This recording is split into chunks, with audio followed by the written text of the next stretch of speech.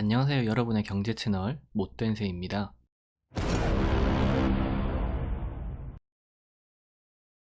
중국에서 시작된 우한 폐렴 확진자가 세계 여기저기 나타나고 있는데 우리나라에서도 우리나라에 입국한 사람 중에 확진 판정을 받은 사람이 발생했죠.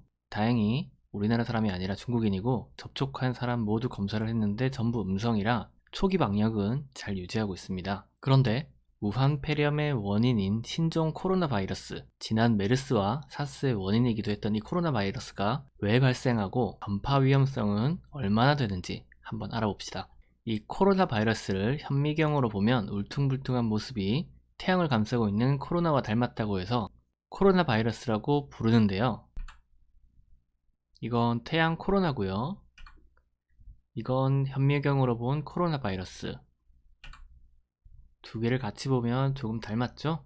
원래는 주로 동물 사이에서 전염이 되고 사람이 감염되면 고열, 콧물, 기침, 두통, 호흡 곤란을 일으키는데 2003년 중국발 사스, 2015년 33명의 국내 사망자를 낸 중동발 메르스 두 질병 모두 코로나 바이러스가 사람끼리 전파되면서 확산됐는데 코로나 바이러스가 변종을 일으켜서 생긴 신종이라 치료제도 백신도 없습니다. 이번 우한 폐렴의 경우 초기 발병자는 전부 우한 수산물 시장에서 일하거나 방문한 이력이 있는데 이 수산물 시장이 수산물만 파는 시장이 아니라 새나, 뱀, 토끼, 악어, 고슴도치, 사슴 등등 각종 야생동물을 닥치는 대로 팔고 있는 시장인데다가 냉동고기보다 살아있는 동물이 훨씬 신선하고 맛있다는 중국인의 인식 때문에 야생동물들이 살아서 유통됩니다. 결국 야생동물원에 잠복한 바이러스가 사람에게 옮겨진 뒤 전파됐을 가능성이 높고 사스와 바이러스가 약 80%가 일치하니 만약에 이게 퍼진다면 제2의 사스 사태라고 봐야죠.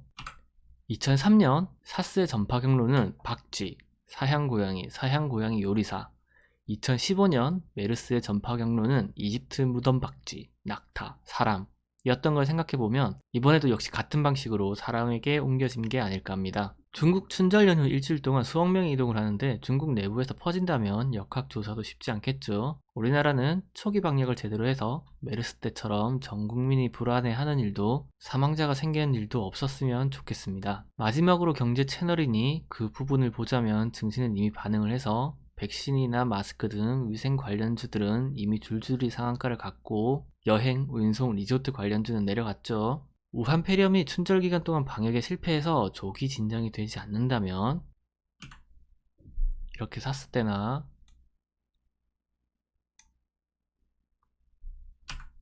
또는 이렇게 메르스 때처럼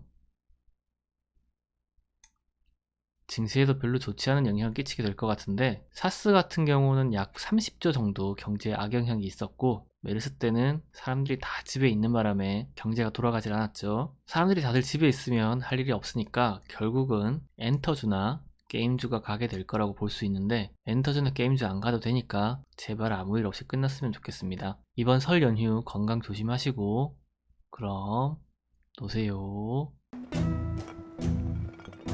와, 뭐 갈 때 가더라도 The Jew dogs. 내 정도는 괜찮잖아. 응?